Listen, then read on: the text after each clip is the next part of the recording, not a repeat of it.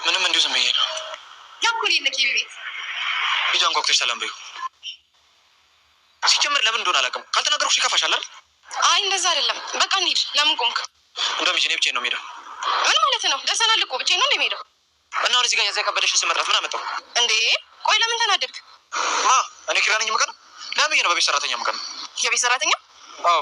ምን ነው በሙሉ ስሜት ስጠራሽ ደበረሽ? ለምንድን ነው የሚደበረኝ? ስራ አይደል? አላፍርበትም። እና አሁን እኮ ሰው ቤት ነው የምንሄደው። በቃ እንጨቃጨቅ። አንተ እኮ ነው የጀመርከው። ሲጀመር ፊትሽ ራሱ እኮ የጭቅጭቅ መድረክ ነው የሚመስለው። ኧረ ተው። አንዳንዴ ግን እንደ ህፃን ያደርጋል። እሺ ማሚ፣ እና ምግብ ቢያ አንቺ ልጅ በዚህ አያያዝሽ ልጄን የቁርስ ምሳ የቁርስ ራት ነው የምታበይው ማለት ነው። ኧረ እንደዛማ ያረሰማ ይችላል። አንቺ ግን በዚህ ሁኔታሽ እንዴት ነው? እንደው ናሆም ያጎስሽ እንደሆነ እንጂ ደስ እየቆነጣጠስሽ እየበላሽ ሰው ምትሆኝም አይመስለኝም። ኧረ ብዙ እኮ ነው የምንበላው። በሽ እኔ ልሂድ። መራዊት እንግዲህ አማቴ ልትመጣ ነው በማለት እንግዲህ ደፋ ቀና ስትጨነቅ ስትጠበብ ስታለቃቅስም ተመልክተናታል ማለት ነው። ሰላም ጤና ይስጥልኝ ውድና የተከበራችሁ አድማጭ ተመልካቾቼ እንደምን አላችሁ? ባላችሁበት ሰላማችሁ ብዝት ይበልልኝ። ለዚህ ቻናል አዲስ ይሆናችሁ ቻናሉን ሰብስክራይብ የደውል ምልክቱን በማጥቆር ቤተሰብ የሆኑ ነባር ተመልካቾቼ ደግሞ ላይክ ሼር አይረሳ ማለት ነው። ዛሬ ጽናት ድራማን በክፍል 60 እነሆ ይዘን መተናል ማለት ነው። እንደሚታወቀውና እንደተመለከትነው በባለፈው ክፍል መጨረሻ አካባቢ ላይ ጽናትና ኪራ ወደነ መራዊት ቤት እንግዲህ የናሆምን እናት አቀባበል ለማድረግ ተጠርተው ከጎናችን ሁኑ በመባል እንግዲህ እነሱም ሄደው ነበረ ማለት ነው። እናም እንግዲህ እየተጓዙ ሳለ ጽናትና ኪራ እንደተለመደው ጽናት እንግዲህ አንድ ጓደኛ አላት እነ ናሆም ሰፈር የትምህርት ቤት ጓደኛዋ። እናም እንግዲህ በባለፈው የሆነ ታይም ላይ የምታስታውሱ ከሆነ እንግዲህ ከጓደኛዋ ጋር ስታወራ ኪራን በጣም ተጣልቷት ተመልክተናል፣ አስተውለናል ማለት ነው። ዛሬም ደግሞ ጽናትዬ እንግዲህ እጇን በመጠቆም ይሄውና የነ ኬዲ ቤት ይሄ ነው በማለት እጇን ጠቁማ ስታሳየው ነበረ። ሂጂና ሰላም በይው እያለም እንግዲህ ኪራ በኃይለ ቃል በቁጣ በቅናት እንግዲህ ሲያናግራት ነበረ። ጽናትም እንግዲህ እጅግ በጣም በመደንገጥ ነገራቶቹን ልታወራ ያለችውን ሁሉ አስተዋት ማለት ነው። እናም እንግዲህ የተለመደውን ጭቅጭቃቸውንና ጥላቸውን ጀመሩ። ናሆምና መራዊት እንግዲህ ደፋ ቀና ስትል መራዊት ስራ ስትሰራ ቤቷን ስታስተካክል ቤቷን አመረ አላመረ ስትል ምግብ ስትሰራ ጣፈጠ አልጣፈጠ ስትል እንግዲህ በጣም ድክም ብላ ማረፍ አለብሽ በማለት እንግዲህ ናሆም መራዊትን እንክብካቤ ሲያደርግላትም አስተውለናል፣ ተመልክተናል። በዛ መሀል ግን ምን ነው ቀሩሳ አልመጡም እኮ ሲሉም ነበረ ማለት ነው። እናም እንግዲህ ናሆም እንግዲህ ያው የተለመደውን እንግዲህ ጭቅጭቃቸውን ተጣልተው ይሆናል ሲልም ነበረ ለመራዊት። አዎ ከቤት እኮ ወጣን ካሉኝ እኮ ቆዩ ግን አልደረሱም ሲሉም፣ በዛ መሀል ግን እነሱም እንግዲህ ወደ ናሆም ቤት ደረሱ ማለት ነው። በዛ መሀል እንግዲህ ጽናትዬ ያው ልብስ ለቀይራ ስራ ልታግዛት ስትል መራዊት ምንም አይነት ስራ የለም አብረሽኝ እንድትቀመጪ እንድትጫወች እንጂ እኔ ስራ ሰርቼ ጨርሻለሁ በማለት እንግዲህ ስራውንም እንደ ጨርሰች ትነግራታለች። ይልቁንስ ነይና ምግቤን ቅመሽልኝ ስትላትም ነበረ። እናም እንግዲህ ስትቆይ እኮ እጅግ በጣም አስበን እንደውም ናሆም እኮ ተጣልተው ይሆናል እነሱ እኮ እያለም ነበር። ይኸው በቃ የኔና የኪራ እኮ ጭቅጭቅ ይኸው ዓለም አቀፍ ላይ እየወጣልን ነው ማለት ነው። እናም እንደተለመደው አዎ ተጣልተን ነበር ስትልም ነበረ። እናም እንግዲህ መራዊት በጣም እንደተረበሸች እና እንደፈራች እንግዲህ የናሆም እናት ተወደኝ ይሆን ብቻ ምግቤ ይጣፍጣት ይሆን እያለች እንግዲህ ስትጨነቅ ነበር። እኔና የሰራሁትን ምግቤን ቀመሽ ስትላትም ነበረ። እንግዲህ የሰራችሁንም ምግብ ስታቀምሳት ጽናትዬ በጣም አሪፍ ነው ይጣፍጣል፣ ቆንጆ አድርገሽ ነው የሰራሽው ስትላትም ነበረ። እናም እንግዲህ ውድና አድማጭ ተመልካቾቼ ላይክ ሼር አይረሳ፣ ሰብስክራይብ ማርጉ ማለት ነው አዳዲሶች። በዛ መሀል እንግዲህ እየተጨዋወቱም እያለ ጽናትዬ እንግዲህ አማትሽንማ አንቺ እንዳትዪ አንቱ ነው የሚባለው ስትላትም ነበር። ወይኔ ጉዴ እያለች እንግዲህ መራዊትም ስትጨነቅ ነበረ ማለት ነው። ይምታታብኛል ይሄ ቃላት እኮ ስትልም ነበረ ማለት ነው። እናም እንግዲህ በዛ አጋጣሚ እንግዲህ መራዊት አንቺም ነገ ጠዋት እናይሻለን ስትላትም ነበር። እንግዲህ ጽናትም አእምሮ ላይ ያለው አይ እኔ እኮ ሰራተኛ ነኝ ስትል ነበር። ይቅርታ ጽናትዬ የአንቺን ስሜት እንደዚህ ለመረበሽ ለመንካት አይደለም ስትላት ነበር። አረ ምሩዬ ምንም አላደረግሽም፣ አንቺ እኮ ደስታሽን ጥሩ ምኞትሽን እኮ የተመኘሽልኝ በማለትም እንግዲህ ወደ እነሱ ጋር ሄደን እንቀመጥና እንጫወት ሲሉም ነበረ። እናም እንግዲህ ናሆም እና ኪራም እየተጨዋወቱ ሳለ የናሆም እናት እንግዲህ ትመጣለች ተብሎ ሲጠበቅ ነበርና በመሀል ግን ስልክ ደውላ ጎረቤት ሰው እንደሞተ ትነግረውና በለቅሶ ምክንያት መምጣት አልችልም ትላቸዋለች። እናም እንግዲህ ይህንን ነገር ለመራዊት ነግሮት ነበረ ለመራዊት ነግሯት ነበረ ማለት ነው። ወደ እነሱ ስትሄድ ምሩም ያው በጣም ምክንያቱም አንድ ሰው እንግዲህ ይመጣል ተብሎ በቃ ሰስፔንስ ተብሎ እንግዲህ ሲጠበቅ ሳይመጣ ሲቀር የሆነ ቅር የሚያሰኝ ነገር አለው። ምሩ ላይ እንግዲህ እንደዛ ነገር ታይቷል። ያንን ያስተዋለውና የተመለከተው ኪሮቤል እንግዲህ ምሩ በጣም ደብሯታል እናትህ ባለመምጣቷ ሲልም ነበረ። ከዛ በፊት ግን ለቅሶ አብረን መሄድ አለብን ሲላትም ነበር።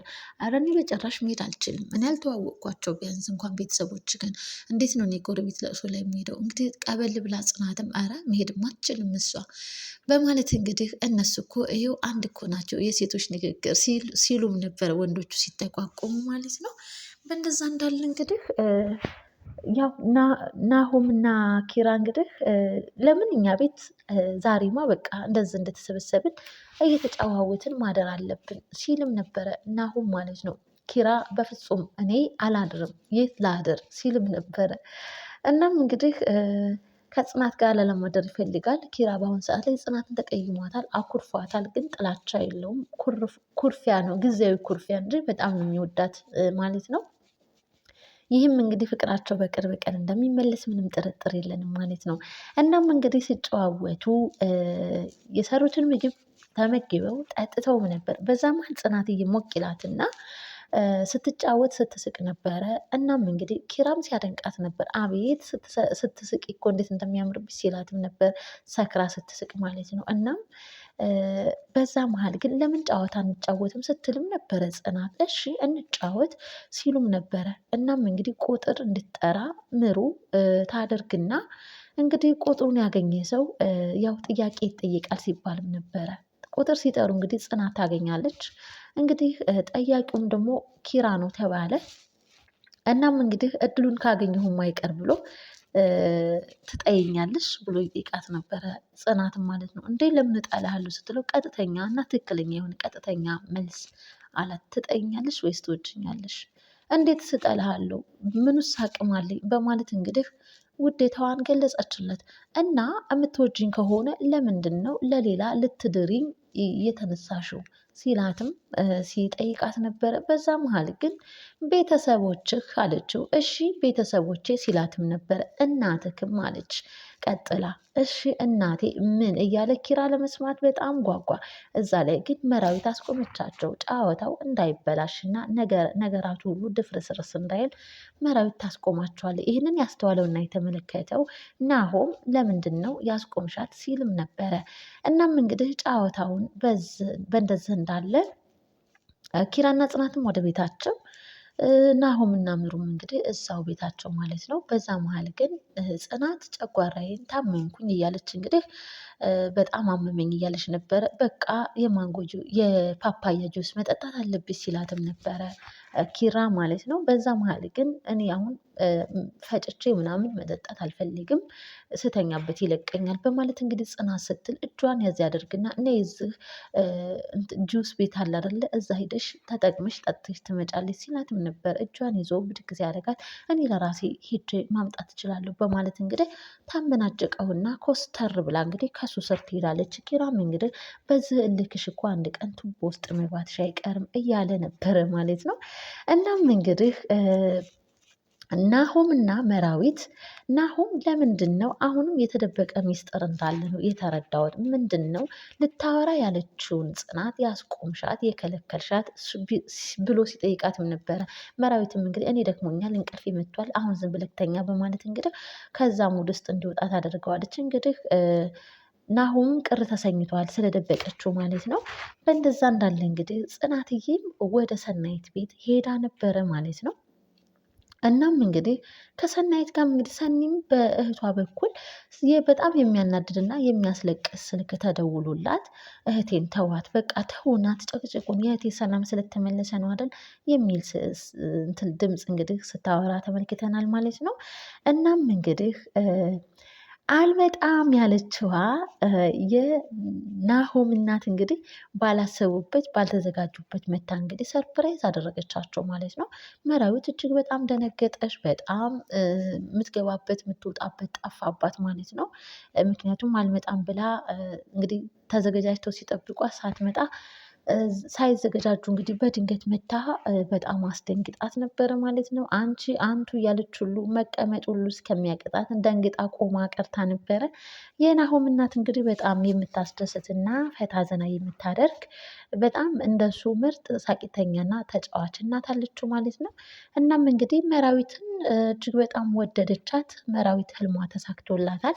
በጣም የወደደቻት ማለት ነው። እናም እንግዲህ ልጇን ሁሉ ስታመስል ኬት ነው ያገኛት፣ እንደው ኬት ነው እንደው የመዘዝጋት ስትልም ነበረ ማለት ነው። ከሐዋሳ ነው ሲልም ነበር። እዚህ ሸገር ያሉት አለቁብክ ስትለውም ነበር። እና በጣም ደስ የሚል ጊዜ እንግዲህ ከናሆም እናትና ናሆም መራዊት ጥሩ ጊዜ እያሳለፉ ነበረ።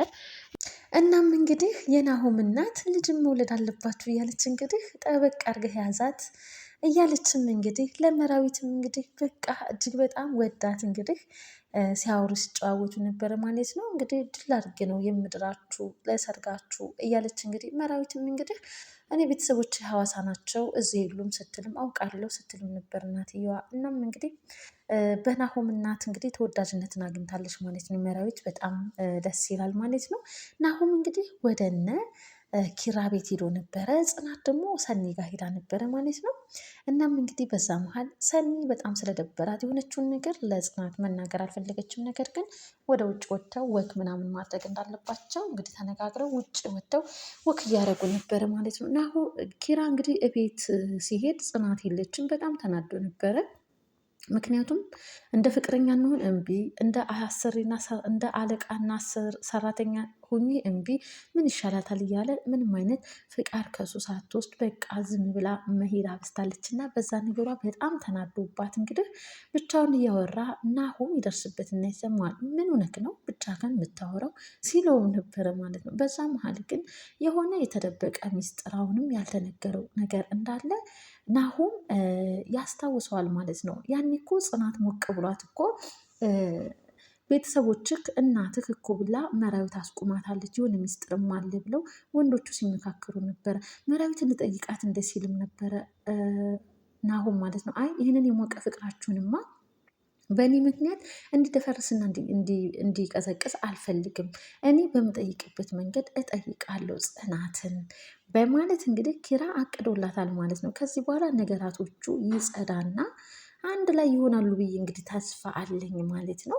እናም እንግዲህ እንደዛ እየተጨዋወቱ ሳለ ጽናትና ሰናይት ተያይዘው ይመጣሉ ማለት ነው። እናም እንግዲህ ኪራ እንደራበውና መብላት ምግብ መመገብ እንደሚፈልግ እየነገራት 5 ደቂቃ ብቻ ወጥ ላሙቅ በማለት እንግዲህ ጽናትም ጉድ ጉድ ማለት ጀመረ። እናም እንግዲህ መራዊትና የናሆም እናት እንግዲህ ጥሩ ጊዜ አሳልፈው በቃ ያው እኔ መሄድ አለብኝ ወደ ቤቴ እያለች እንግዲህ የናሆም እናት እንግዲህ ከመራዊት ጋር ጥሩ ጊዜ አሳልፈዋል ማለት ነው። በእንደዚህ እንዳለ ነበረ ክፍል 60 የተጠናቀቀው ማለት ነው። ውድና ተመልካቾቼ ባላችሁበት ሰላማችሁ ብዙ ይበል። ስለምታበረታቱኝ በጣም አድርጌ አመሰግናለሁ። አሁንም ወደፊትም እንግዲህ ላይክ፣ ሼር ማበረታታችሁ እንግዲህ እንዳይቀር እላለሁኝ። ለዛሬ ነበረን ቆይታ ይህን ይመስል ነበር። በቀጣይ ክፍል እስክንገናኝ ቸር ሰንብቱ። ባይ ባይ።